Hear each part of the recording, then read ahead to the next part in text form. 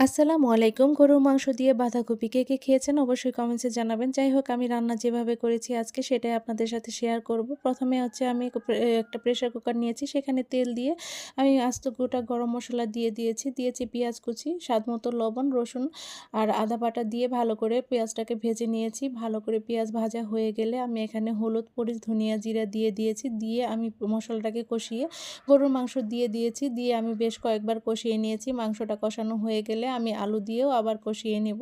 তো দেখতে পাচ্ছেন আমি কিভাবে রান্নাটা করেছি। আর আপনারা কে, কে খেয়েছেন অবশ্যই কমেন্টসে জানাবেন।